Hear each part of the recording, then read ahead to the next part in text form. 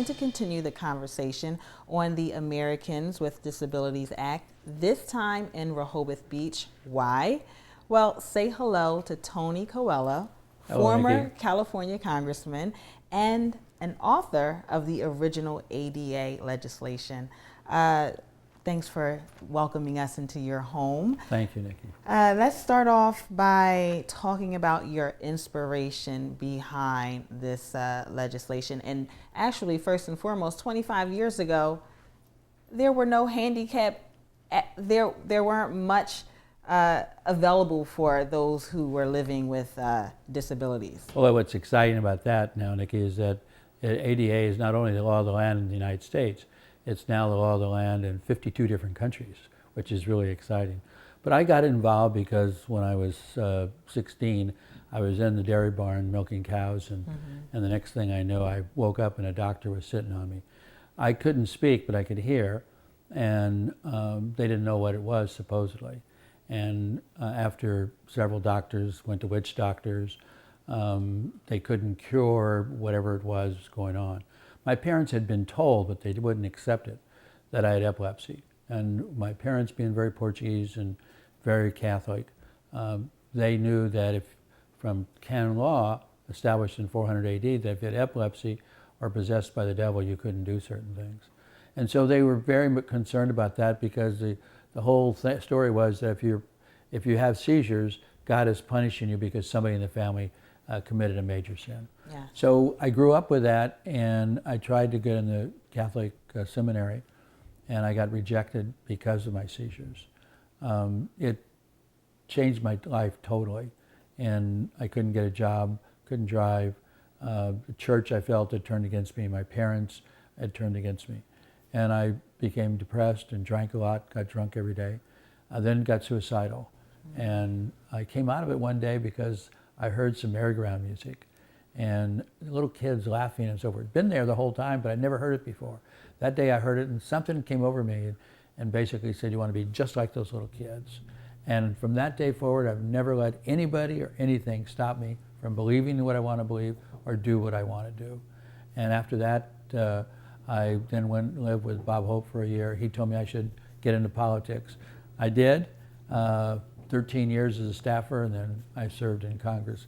And then when I got to Congress, I tried to amend bills to take care of people with disabilities.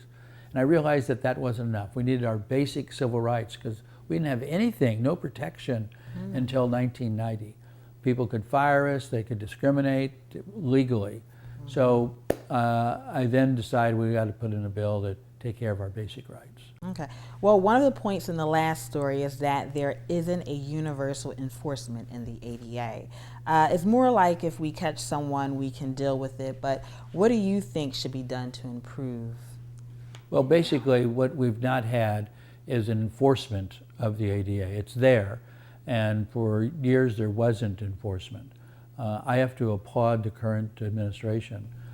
Tom Perez, who's from Maryland, Secretary of Labor, but he went to the Justice Department, head of civil rights. And he, for the first time, really enforced the ADA. Cities, counties, states, corporations, individuals, he really enforced it. And now, all of a sudden, things are changing because of that enforcement. Tom has now moved to Secretary of Labor, and he, again, is pushing things.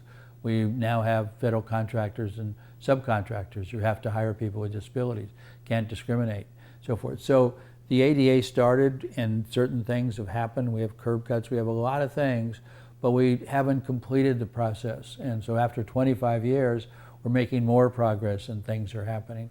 The one thing that we don't have is dealing with anything about transportation. You can't discriminate, but how can you get there? And then working. We don't have anything in there. You can't discriminate, but how do you get a job and so forth? And so we're really working hard on that, and we're making great progress. Well, July 18th marked the 25th anniversary of the ADA legislation. Can you tell me what it was like? Because you actually spoke at the event in Dover. Well, it's a great event. I'm a very big fan of Rita, who's Secretary of Health for Delaware, and the governor, and they put this together. It was a wonderful event, and it gave us an opportunity to celebrate what has happened, and particularly what's happening in Delaware. The governor, Jack Markell, has really helped in regards to disabilities. He tried to do that all across the country. I mean, he's been fantastic in doing that. And Rita Langforth, who is the Secretary of Health, has been great on that too. So Delaware is the reason I'm doing this is because what Delaware has done, as opposed to going somewhere else to speak. If there's one thing that you can personally focus on when it comes to this act, what would it be?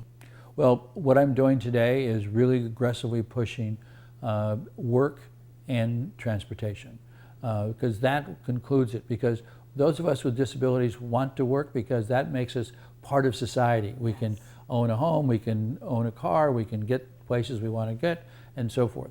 So that's what it's all about now, is making sure that we complete that process. And I'm very, I'm 73, but I'm not in Congress, but I do this because it's my ministry. I believe strongly in it. So tell me, you're a Delawarean now, although you are at one point in time in politics in California, but what's special about Delaware? I started coming here in 1965. Yeah. I was with a girlfriend at the time, and there were 12 girls in this house, and I slept out on the porch on weekends. And I fell in love with Rehoboth then. And so I've been coming here, this area, for the whole time since '65. And I love it. It's a great little community.